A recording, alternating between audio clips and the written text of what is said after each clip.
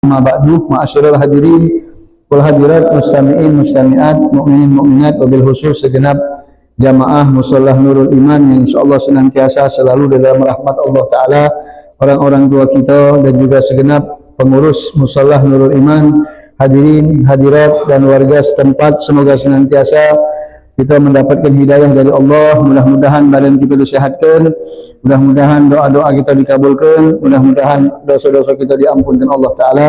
InsyaAllah apa yang kita inginkan, apa yang kita munajatkan, InsyaAllah diberikan oleh Allah Ta'ala dari kebaikan dunia dan akhirat. Amin ya Rabbal Alamin. Ma'asyiral hadirin wal hadirat rahimani wa rahimakumullah. Alhamdulillah, bersyukur pada Allah pada malam ini kita diberikan nikmat kekuatan untuk beribadah kepada Allah. Alhamdulillah masih bisa melangkahkan kaki-kaki kita menuju musholah ini melaksanakan ibadah salat maghrib berjamaah. Mudah-mudahan amal ibadah kita yang sedikit ini dengan iktiraf dengan segala kekurangan kita memohon kepada Allah agar diterima oleh Allah, dan mudah-mudahan akan menjadikan tambahan amal kita ketika kita menghadap Allah kelak di hari kiamat. Dan alhamdulillah malam ini kita ditemukan Allah dalam nikmat ibadah, menyambung daripada majlis taklim kita setiap malam Kamis ba'da salat maghrib, dan kita bahas daripada kitab Nasihat Diniyah, masih berbicara tentang hal-hal yang bakal membinasakan kita. Malam ini kita akan mulai dengan bab as-suhu wal buhul. Suhu itu getah basah, kalau buhul itu rekes, sama baik sebenarnya. Suhu itu pelit, buhul itu pelit juga. Cuma ada perbedaan antara suh dengan buhul. Dua sifat ini qabihani muhlikani, dua sifat yang sangat buruk dan akan menghancurkan kita. Getah basah sama rekes, itu akan menghancurkan kita. Allah berfirman dalam Al-Quran, wa may yuqa suha nafsihi fa ulaika humul muflihun. Barang siapa yang dijaga oleh Allah, dia dijaga daripada kekikiran atau kepelitan yang ada pada diri dia, maka orang itulah mereka adalah orang yang beruntung. Kemudian Allah berfirman di dalam surat Ali Imran ayat 180, ya wala yahsabanna alladhina yabkhuluna bima atahumullah min fadlih. Janganlah menyangka orang-orang yang rekes, orang-orang yang pelit, mereka menyangka dari apa-apa yang telah Allah berikan kepada mereka, keutamaan yang Allah berikan dengan mereka, huwa khairul lahum, mereka menyangka itu baik buat mereka. Hingga Allah banyak duit, mereka berpikir Allah baik sama mereka. Bal huwa syarrul lahum, bahkan harta itu adalah harta yang buruk kalau mereka pelit. Sayutawakuna ma bahilu bihi yaumal qiyamah, harta yang mereka pelitkan di dunia nanti akan Allah ikatkan di lehernya di hari kiamat. Ini kata Allah dalam Al-Quran. Nabi Muhammad SAW bersabda, ittaqusuh, takutlah kalian atau berhati-hatilah kalian dengan sifat getah basah. Getah basah itu bahasa kita. Fa inna su'alaka man kana qablakum. Gara-gara getah basah inilah, gara-gara pelit inilah, gara-gara kikir inilah, orang-orang sebelum kalian binasa. Hamalahum ala ansafaku dima'ahum, gara-gara sifat pelit inilah mereka saling menumpahkan darah. Wastahallu maharimahum, dan gara-gara punya sifat pelit inilah mereka menghalalkan apa yang diharamkan Allah. Ini sifat pelit. Nabi Muhammad SAW juga bersabda, al-bakhil, orang yang bakhil, orang yang ngekes, ba'idun minallah, jauh dari Allah, ba'idun minan nas, jauh dari manusia. Wong pelit itu tak demen, manusia tak demen wong pelit, apalagi Allah. Ba'idun minal jannah, jauh dari surga. Wong pelit itu jauh dari Allah, jauh dari manusia, jauh dari surga, qarib, dekat minan nar, dari dengan neraka. Itu wong pelit. Itu kata Rasul SAW. Bahkan ada satu riwayat dari Nabi Muhammad, as-sakha, kedermawanan. Sakha itu kata Rasulullah nama pohon yang ada di surga. Ada pohon yang ada di surga namanya sakha. Pohon sakha ini pohon dermawan artinya. Kalau bahasa Arabnya sakha, kalau bahasa Indonesianya dermawan. Pohon ini kata Rasulullah SAW, ansanuha fid dunya, dia punya ranting cabangnya ke dunia. Kata Nabi, faman ta'alaqa bi husnin minha, barang siapa yang bergelantungan dengan salah satu ranting dari pohon dermawan ini, qadahu ilal jannah, maka dia akan membawanya masuk ke dalam surga. Fala yarijul jannah illa syahi, tidak bakal masuk, tidak bakal menyentuh surga kecuali orang yang dermawan. Surga itu ada tulisan di pintunya itu, tidak akan masuk ke dalam aku kecuali wong dermawan. Ada tulisan di pintu surga itu. Tapi sebaliknya kata Rasulullah, al-bukhul, pelit, itu adalah sebuah pohon yang ada dalam neraka. Al-sarha fit dunya, dia punya cabang ke dunia. Barang siapa yang menggelantunginya, mentoli batang tersebut, maka batang tersebut akan bawa dia ke neraka. Kata Rasulullah SAW, dan tidak akan menyentuh neraka kecuali wong pelit. Nah, itu sifat yang sangat dahsyat yang diancam oleh Rasulullah SAW. Kemudian Nabi bersabda, ala wa inna kulli jawad fil jannah, setiap orang dermawan pasti tinggal di surga. Hatmun ala Allah, dijamin oleh Allah, dipastikan oleh Allah. Wa ana bihi kafil, kata Nabi, aku yang jaminnya di Rasul. Wong yang dermawan itu pasti tinggal di surga. Ala wa inna kulli bahi, sedangkan orang yang pelit benar dia neraka. Hatmun ala Allah wa ana bihi kafil, pasti itu janjinya Allah, aku yang jaminnya, kata Rasulullah. Itulah kata riwayat mengatakan makanan wong dermawan itu ubat, makanan wong pelit penyakit. Itulah Imam Syafi'i ketika datang ke rumah muridnya Imam Ahmad bin Hanbal itu makannya banyak. Ngapa ditanya? Sebab aku yakin makanan wong dermawan itu ubat.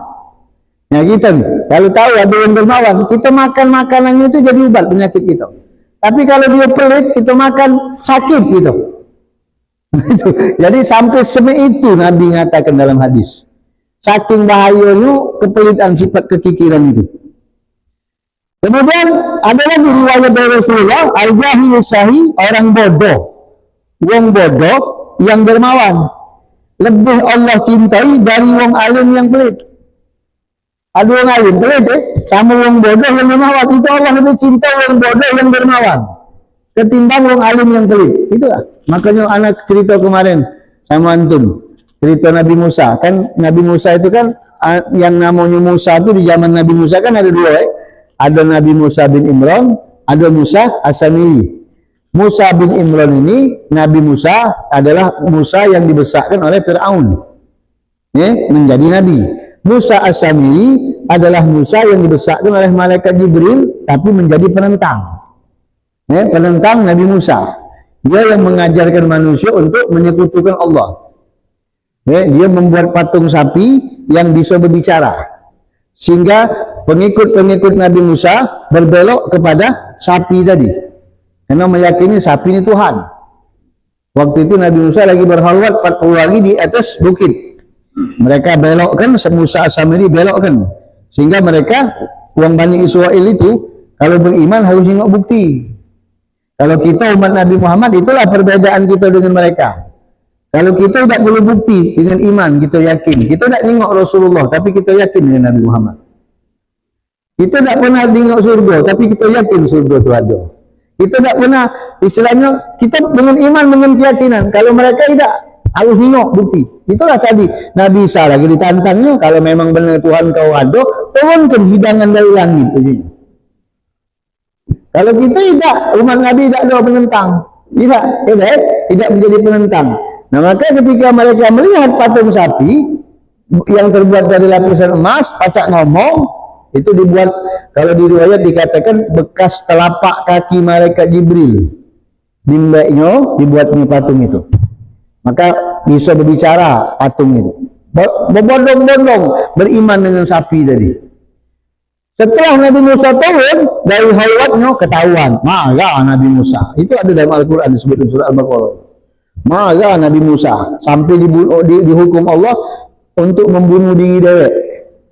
Bani Israel itu kalau dia melakukan kesalahan, yang tidak melakukan kesalahan, bunuh yang melakukan kesalahan. Itu hukuman buat mereka. Akhirnya Nabi Musa marah. Nabi Musa itu benar nak bunuh Musa As-Samiri. Begitu Nabi Musa kan punya kekuatan. Dia punya kekuatan di telapak tangan ini. Dan main-main Nabi Musa tu nendang batu pacak berapa mil melanting. Ya. Perut lapar bermakan itu, kalau perut kenyang, kalau makan tempe pula tambah. Ya. Ini belum makan, lagi kuat. Musa Samiri itu nak dibunuh Nabi Musa gara-gara mengajarkan orang menyekutukan Allah. Tapi tak jadi dilarang Allah. Kenapa tak dilarang Allah? Sebab Musa As-Samiri ini punya sifat dermawan. Hebat tak? Nah, mending kan sampai. Musa As-Samiri ini orang dermawan. Dilarang oleh Allah bunuh orang dermawan. Padahal jahat ya. Itu Allah itu tak pernah minta. Sama cak Fir'aun kan? Kalau Fir'aun itu tak dibunuh oleh Allah. Tak dihancurkan oleh Allah. Padahal nak Tuhan. Kenapa? Dia punya kelebihan sikap. Berbakti sama ibu ini. Janji Allah memang, kalau orang yang berbakti sama orang tua, ku panjangkan umurnya, ya Allah. Janji Allah ya. Nak siapa pun dia, nak apapun dia, janji Allah tetap berlaku. Musa As-Samiri itu orangnya dermawan, paling dermawan orang. Makanya dilarang Allah, tak usah dibunuh. Yalah, karena kedermawanan dia. Maka orang yang dermawan itu hebatnya.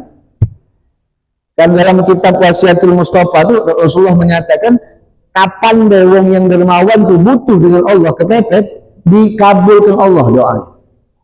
Kalau dia kepepet minta sama Allah, ditunaikan Allah doa. Maka jadi orang dermawan tu masya Allah. Cuman ialah ada level-levelnya. Ada dermawan, ada di pucuk dermawan sahi. Kalau dermawan tu bahasa Arabnya jud, di pucuknya sahi, di pucuknya lagi isar. Nah itu yang level paling tinggi isar. Kalau jud itu dia punya duit 100, masih ngenjuk 20, masih ngenjuk 30. Yang 70 kantongnya. Kalau sahi separuh-separuh. 150 ngenjuk uang, 50 untuk dia. Nah, yang paling tinggi isar. Isar itu ngenjuk lalu. Walau kana bihim khososoh kata Allah. Walaupun dia butuh 100 ngenjuk lalu. Ah, itu isar. Itu sifat hebat itu. Kalau punya sifat itu wali. Ya, itu yang dimiliki oleh Nabi Muhammad SAW. Tidak mikirkan diri dia, yang penting dia senang. Soalnya kita nyampe derajat itu. Nah itu seperti itu. Makanya Rasulullah itu benar-benar mempunyai keistimewaan, kedermawanan yang Allah berikan kepada diri Nabi Muhammad SAW itu. Itu Rasulullah SAW. Jadi artinya sifat pelit itu sangat bahaya. Bahkan orang alim yang pelit dia lagi tidak didemani oleh Allah Ta'ala. Itu seperti itu. Kemudian kita bahas sedikit apa sih suh? Suh sama bahil. Kalau suh itu dia termasuk pelit tapi berlebihan. Sifat pelit yang berlebihan. Sebagaimana ulama mengatakan dia rakus, ya. Hirsul insan, kerakusan seseorang ala ahdi ma fi aidinas. Nak nembek hak wong. Itu namanya suh. Keinginan dia, ketamakan dia untuk memiliki punya wong di mbak. Nah itu suh namanya. Pokoknya tak seketul tak anak-anak dia ajarnya. Padahal punya wong. Nah cak itu. Itu suh. Ada lagi ulama mengatakan suh itu pelit yang sangat, dia dewek pelit, ngajari wong pelit dia. Nah itu suh namanya. Jadi dia pelit, dia ngajari wong pelit dia. Dia tidak pernah sedekah. Ada orang dia tahu lah sedekah. Jadi dia pelit ngajar orang pelit, itu suh. Kalau bahil manusia yang bertabasa dengan apa yang ada pada diri dia deh, itu dia deh, dia nak betul. Tapi kalau suh, punya orang itu nak dendam. Nah itu yang bahaya. Lebih bahaya dari bertabasa itu deh. Kalau yang pelit dia cukup nak mengeluarkan punya dia, tapi yang suh ini yang bahaya. Dia sudah pelit, nak enek punya orang pula. Oh itu hebatnya itu. Kata antanannya itu. Kata buangannya itu. Nah ini. Jadi tujuan apa pelit itu? Dia tujuannya ayyabkhalal insan bi ihrajil huquqil wajibah. Dia tidak mau mengeluarkan hak-hak wajib, sedekah, zakat, dia tidak mengeluarkannya. Wa man kana kadzalik fa huwal bahil. Itulah sifat orang bahil. Dan dia termasuk kategori orang yang disebutkan dalam hadis orang yang pelit, termasuk ancaman dari Rasul sallallahu alaihi wasallam. Wa amma man bahila bil infaq min fi wujuhil khairat.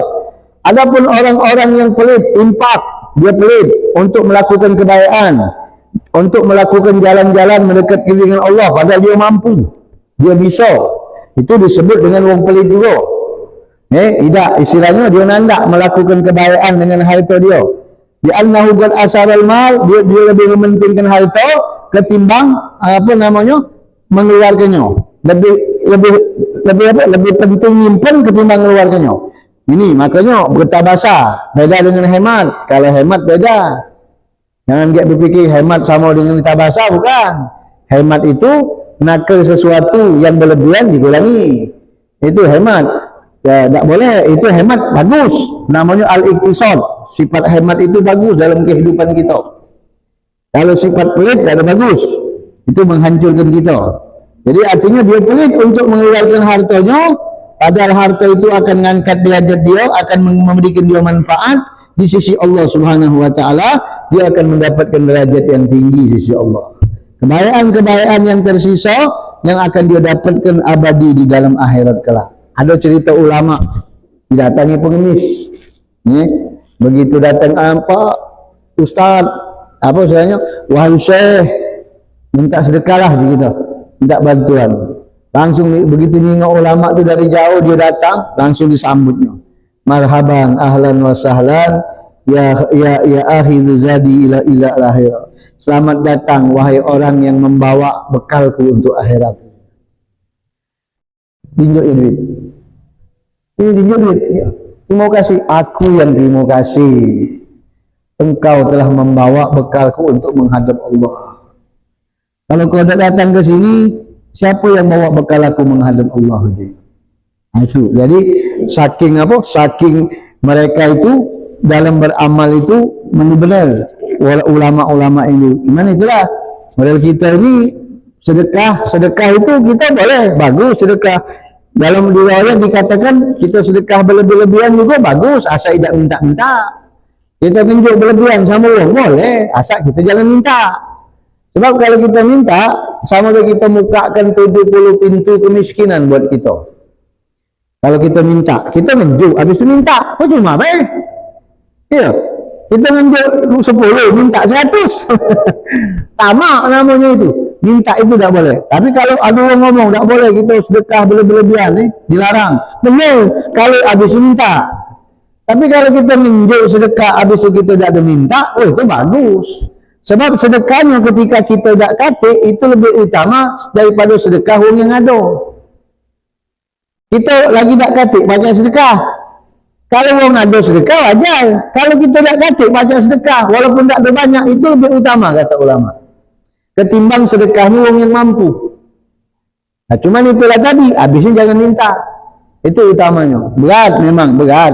Kalau kita bicara harta tu, gandengannya berat. Sebab simpatiknya dengan dunia sangat berat sekali.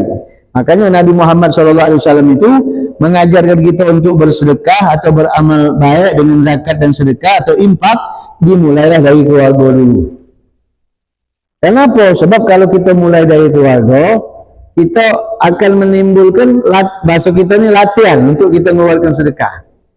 Kalau keluarga dulu yang kita perhatikan, keluarga kita tidak ada mampu, itu akan menimbulkan rasa simpatik kasih sayang yang lebih daripada yang lain.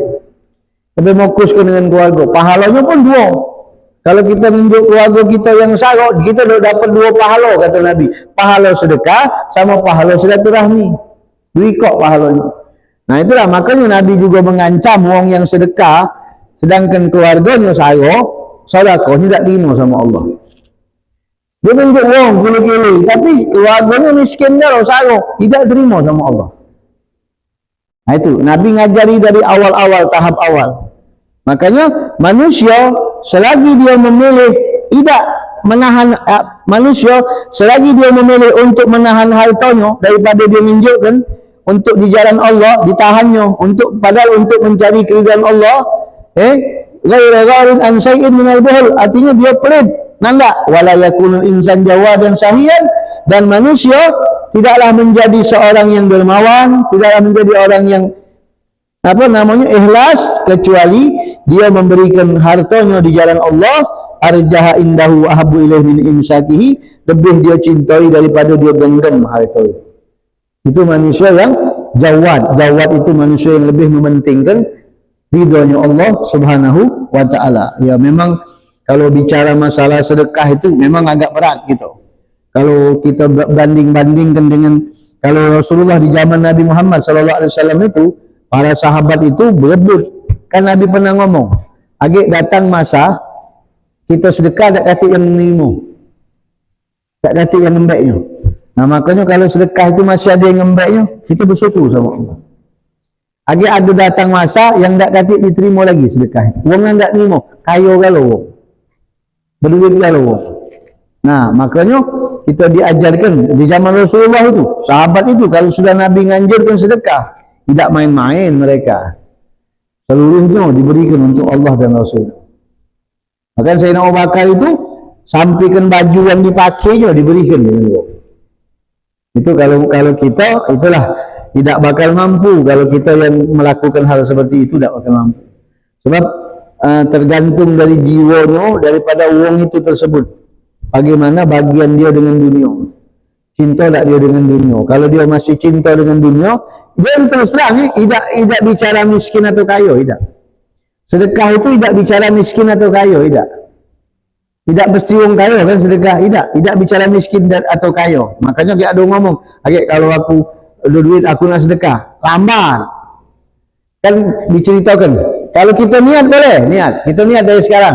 Ya Allah, kalau aku ada duit, aku nak sedekah. Aku nak unjuk fulan. Niat kita dari sekarang. Nah, itu boleh pahala niat. Makanya ada orang yang di akhirat ketika menengok catatan amalnya, ada pahala sedekah yang banyak, ada pahala haji, ada pahala umrah. Ditanya, salah kitab ini bukan punya aku je. Kenapa? Tak kata aku cakap ini, tak kata ini salah ini. Kata Allah Ta'ala, benar, ini kitab kau. Kena kau di dunia dulu, banyak niat baik. Nah, niat baik kau, ku catat aja Allah Ta'ala. Yang tahu hanya aku aja Allah. Yang tahu hanya aku. Malaikat tak baca nyatat niat. Yang tahu hanya aku. Dan ku lipat gandakan menjadi 70 kali lipat aja.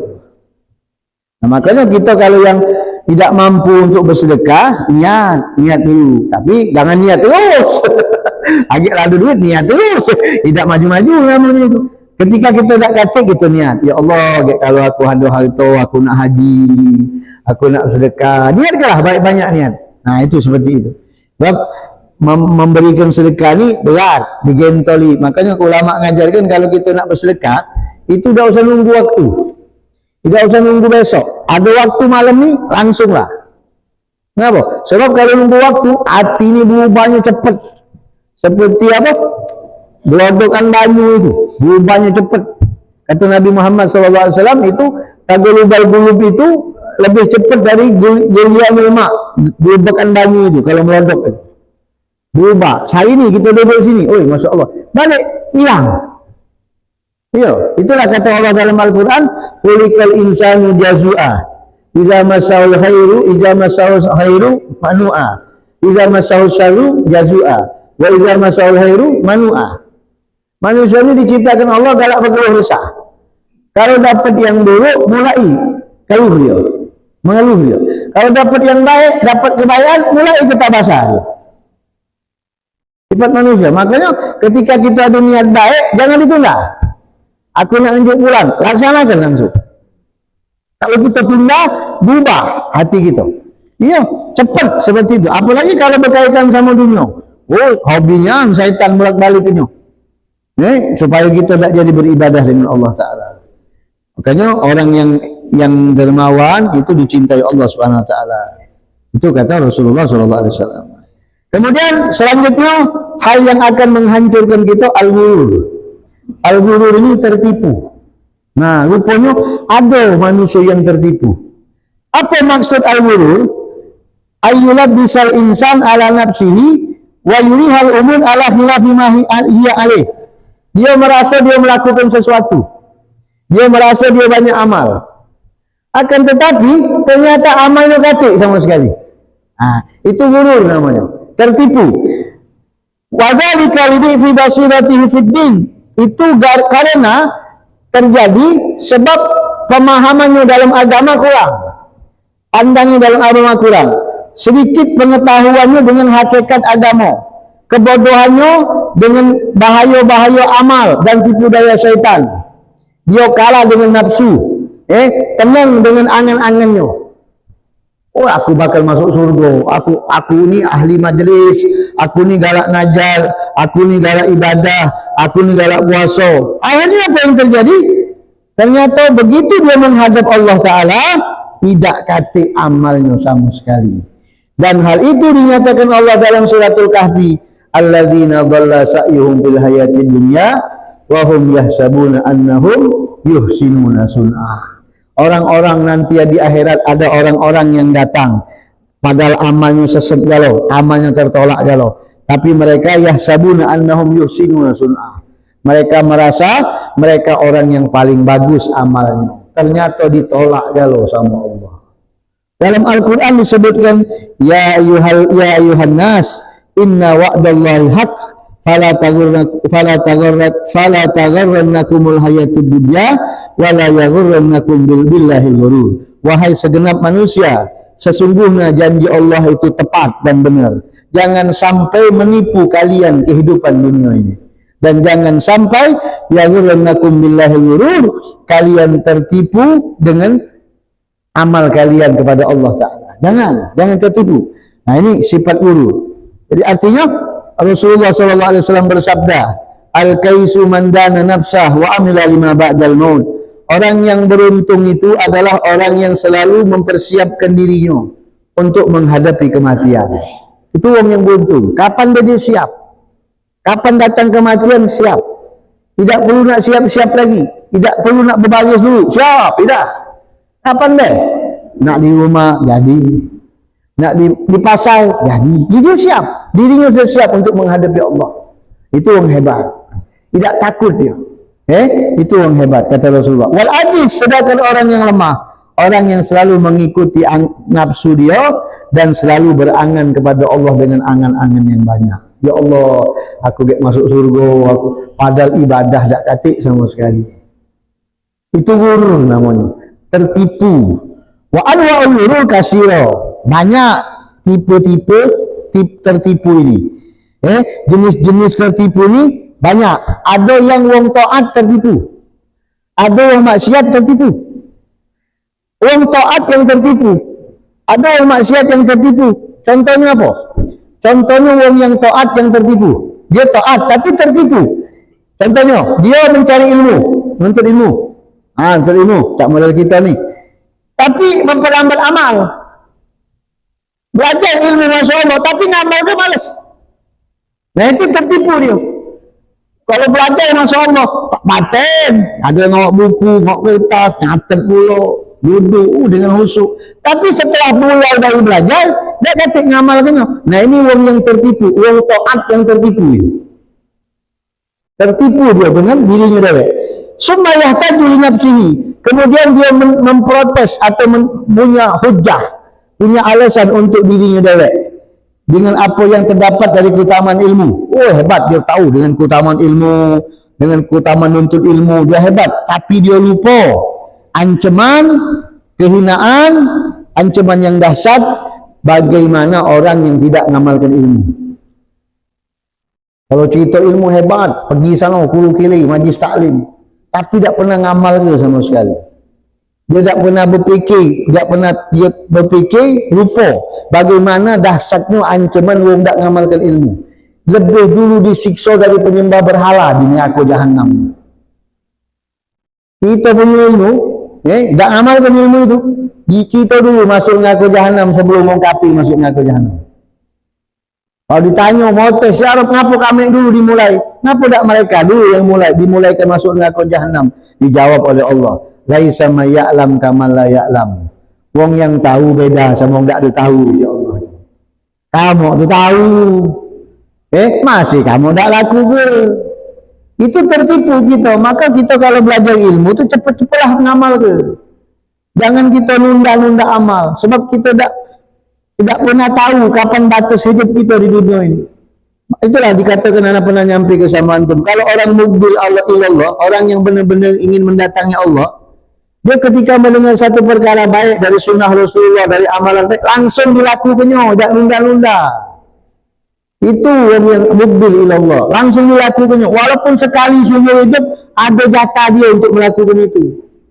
Itu orang mukbil ilallah, bukannya menunda-nunda amal. Taat tapi nunda-nunda amal. Apalagi contohnya orang taat yang tertipu, ayat ta'allama wa yu'allimu riyasa. Dia belajar, dia ngajar, tapi tujuannya untuk mendapat kedudukan di sisi pejabat, untuk mendapat pangkat, dan untuk mendapatkan bagian harta manusia. Dia belajar, tapi tujuannya untuk mendapatkan bagian dunia.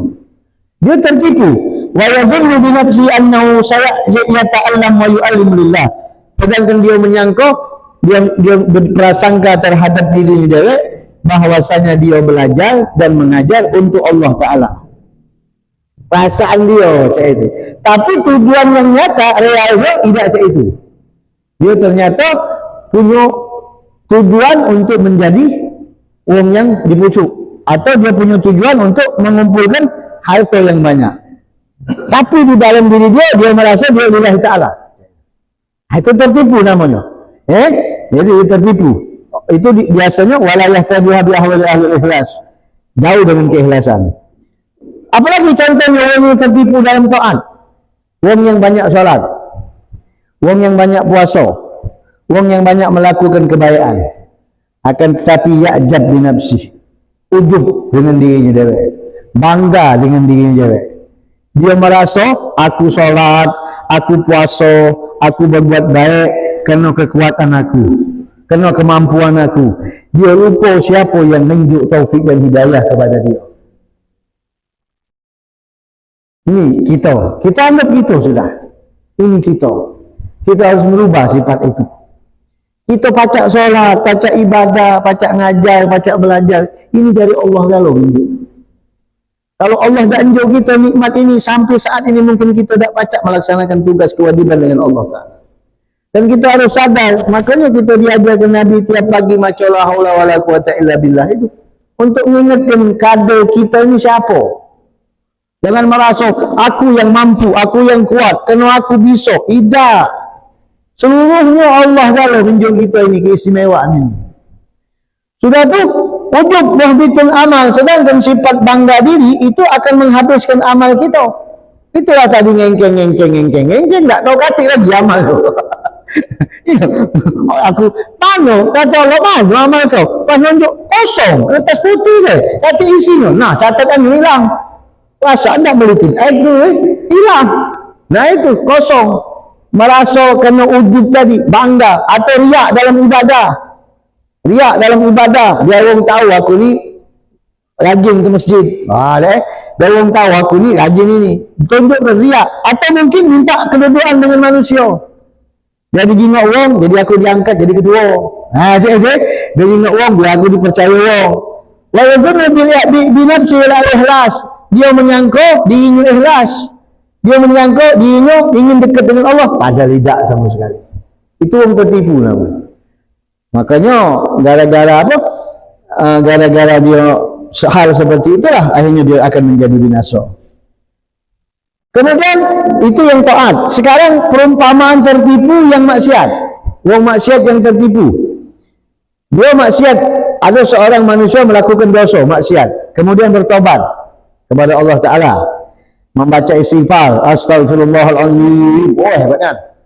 Dia melakukan maksiat, habis itu dia istighfar, astagfirullahaladzim. Dia menyangka dirinya sudah bertobat dengan Allah, tapi dia melupakan syarat taubat.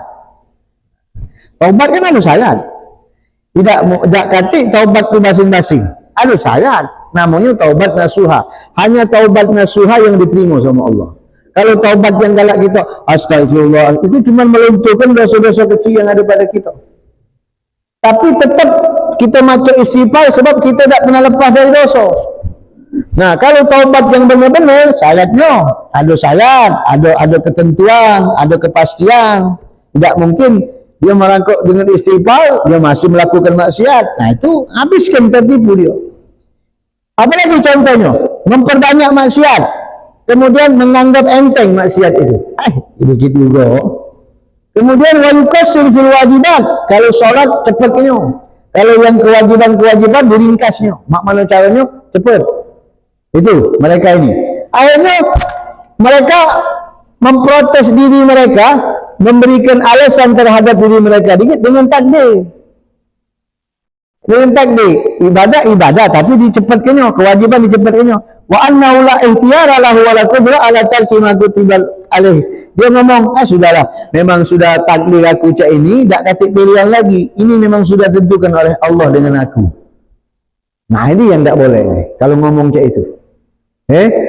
Sudahlah, aku lah mampunya cak ini, tak baca lagi lah takdir aku cak ini. Inilah tipu daya yang besar buat dia. Tertipu nian. Orang yang ngomong seperti ini mubtadi'un, adalah ahli bid'ah. Ini ahli bid'ah nih. Orang yang galak ngomong cak itu. Sudahlah, inilah takdir aku. Aku tak pacak milih lagi sudah. Tak kata kekuatan aku milihnya untuk bisa meninggalkan apa yang diwajibkan pada aku. Sudah, memang cak inilah. Aku mampunya cak ini, aku tak mampu cak ini. Ini sudah takdir aku. Ini mubtadi' ini. Walaysa min ahli sunnah wal jamaah.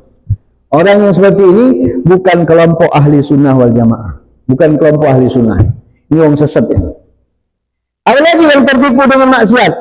Amanil maghfirah, berangan-angan ampunan dari Allah. Dia yakin Allah ngampun ke dia. Tapi di dalam melaksanakan perintah Allah, diringkasnya cepat mungkin. Digampangkannya. Menjauh larangan Allah, dilakukannya. Tapi angan-angannya, Masya Allah, Allah pasti ngampuni aku, tak mungkin Allah sayang sama aku. Cuman masih melakukan hal yang tak benar. Masih melakukan hal yang dilarang Allah Ta'ala. Kemudian dia berkata, Innallaha ghaniyun anna wa an a'malina. Allah tu maha kaya. Allah tu tak butuh amal kita. Apa dawi Allah ngurusi amal kita? Kita yang butuh sama Allah. Kalau ngomong paten, hebat. Ini kita Allah tak butuh amal kita. Walaysa tadulul dzunub, dosa yang kita lakukan tidak bakal membahayakan Allah. Amal yang kita lakukan tidak bakal menunjuk manfaat dengan Allah. Hebat kan bahasa itu kan? Hebat bahasa itu. Benar. Benar tak itu? Bahasanya benar. Dosa kita tak mungkin pengaruh sama Allah. Yang kita berdosa, kita pula yang merasakan akibatnya. Taat kita, solat kita, ibadah kita, puasa kita, tidak kata manfaat dengan Allah. Apa gawi Allah nak menunjuk manfaat? Kita nak menunjuk manfaat sama Allah. Bahasanya bagus. Tapi ucapan yang ini, ini benar ucapannya. Cuman keinginan dia tidak seperti apa yang dia ucapkan. Dia ingin kebatilan. Karena setan sudah menempelkan di hati dia ni angan-angan dia diampuni Allah. Udahlah, setannya. Tak semalam semalam di mana? Di Gang Gading yang ada cerita. Ada dua ikut kakak beradik yang sikoknya taat, yang sikoknya maksiat. Yang taat ini tinggal di gunung, ibadah sama Allah. Yang maksiat ini tinggal di kota, tiap hari gawinya maksiat. Suatu saat yang di gunung tadi berpikir, dia pengen bertemu sama iblis. Berangan-angan pengen bertemu sama iblis. Akhirnya didatangi oleh iblis. Iblis ini bukan setan. Tak usah nak bertemu sama iblis, terkacip gitu. Bertemu sama iblis. Dia cerita iblis, ya asafa di iblis. Kau ni sian, tengok kau ni. Tidak katik kelezatan hidup. Cak inilah terus. Yang ahli ibadah tadi. Coba sekali deh kau tu turun ke kota. Lepas ke syahwat kau tu di iblis. Sekali deh di iblisnya. Hebatnya ni iblis itu sekali deh, udah tu sudah naik lagi ibadah. Fikir dia, ni aneh. Pengen aku cak adik aku di bawah dia nikmati dunia, aku pengen turun aku nak ke bawah je. Adiknya yang di bawah pingsan, mabuk, terkapar, sadar, nangis, ingat dosa. Ya Allah, ngapa aku ni cak ini terus? Kakak aku lemak-lemak ibadah sama Allah di pucuk. Aku maksiat tu. Aku nak bertobat ya Allah. Aku nak naik ke pucuk. Nak melok kakakku untuk ibadah sama Allah. Yang kakaknya tu memang siap. Ada yang naik nak taat. Di tengah jalan gempa. Mati galau dua-dua ni. Mati gempa, gunung-gunung tu retak. Akhirnya nampak dari gunung mati galau. Mati dua ikutnya. Yang sikok, yang taat tadi. Asalnya taat. Dibangkitkan Allah jadi ahli maksiat. Yang tadinya maksiat dibangkitkan Allah jadi ahli taat gara-gara niatnya yang baik. Itu makanya kita tadi sampaikan niat kita benar itu sama Allah Ta'ala, harus benar-benar.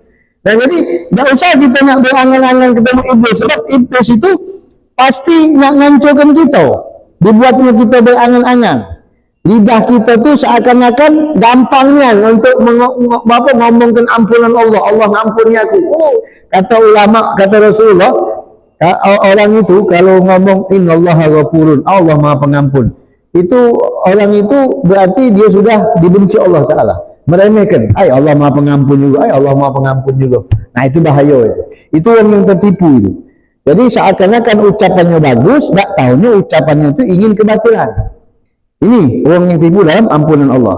Kemudian apalagi yang contoh ahli maksiat yang tertipu, ittikal ba'dul usad al-mukhallitina ala salahi abaihim wa ajdadihim min ahli ilmi wa salah. Mereka bersandar dengan kakek-kakeknya, nenek-neneknya, moyangnya yang ahli ibadah. Dia punya kakek ahli ilmu, dia punya kakek ahli salat, ahli ibadah. Dia andalkan, oh kau tahu kakek aku tu wali, kakek aku tu orang yang rajin salat, kakek aku tu ibadah. Bersandar sama mereka, sedangkan diri mereka dia tidak mengikuti jejak kakek mereka. Mereka tidak mengikuti akhlaknya, perbuatannya, ucapannya yang saleh. Ini tertipu. Makanya kata Imam Ali, laisal fata man qala ana, laisal fata man qala hadza abi wa hadza jiddi, walakinnal fata man qala ha hana hadza. Pemuda yang hebat itu bukan dia mengatakan ini kakekku, ini abahku, ini kakekku, bukan. Tapi pemuda yang hebat adalah ia yang mengatakan ha hana hadza, ini anak. Tidak ngandalkan kakek, tidak ngandalkan wong tua yang soleh. Wong tua kita soleh galau insyaAllah. Wong tua kita yang soleh-soleh, mereka butuh anak cucunya soleh juga. Maka kita iktidak dengan mereka, mereka bangga. Mereka akan banggakan kita di hadapan Allah dan Rasul nanti. Cuman kalau kita bersandar sama mereka, wah anak punya, oh tak, kaki anak itu siapa? Wah, Kiai Bulan, ulama Bulan, Habib Bulan, kaki anak itu. Kakeknya, bukan tahu. Betul kali, ngeleng-ngeseng itu setiap malam. Nah itu bahaya, maka tertipu itu orang yang tertipu. Ini contoh tertipunya orang yang maksiat. Apalagi contohnya, i'tirar ba'dul usad bi ru'yati salihin wa hikmatihim wa husnul zambihim ma'al mujanibah wal muba'adah lama hum alaihi minal khair wa salah. Dia tertipu melihat orang soleh, ada ulama, ada orang soleh, dia tidak prasangka baik dengan mereka, malah mereka jauhi orang-orang soleh, dia jauhi orang-orang baik tadi, padahal kebaikan ada pada mereka. Nah itu tertipu mereka. Atau mungkin bisa jadi macam ini, dia melihat orang soleh, dia melihat orang baik, dia menghikmat sama mereka, tapi mereka tidak melai. Ada si Fulan nih, dia nengok, oh masya Allah, demen sama orang soleh ini, tapi tak melok, tinggal laku tak ada melok, cuman sebatas itu lah, demen lah, dekat lah, sudah, tidak nak meloi cara ibadahnya, tidak nak bertanya cara ngamalkannya, tidak. Nah itu tertipu. Kalau kita nengok ulama, nengok kiai, nengok orang alim, kita hikmat sama dia dan kita meloi amalnya, itu, jadi kita tidak tertipu. Nah, insyaAllah, mudah-mudahan banyak sekali masalah tentang tersebut. Lagi insyaAllah ada satu kali lagi pertemuan kita sebelum masuk Ramadan. InsyaAllah Kamis depan kita sambung dengan bab selanjutnya. Minta maaf kalau sudah belum isya, tak baca nurus ke, sudah azan, bukannya nak mutus ke, bukan, tak baca azan kan. Barang lebih mohon maaf. Subhanakallahumma bihamdika asyhadu an la ilaha illa anta nastaghfiruka wa natubu ilaik. Wa sallallahu ala sayyidina Muhammad wa ala alihi wa sahbihi wasallam. Walhamdulillah bil alamin. Al afu minkum. Assalamualaikum warahmatullahi wabarakatuh.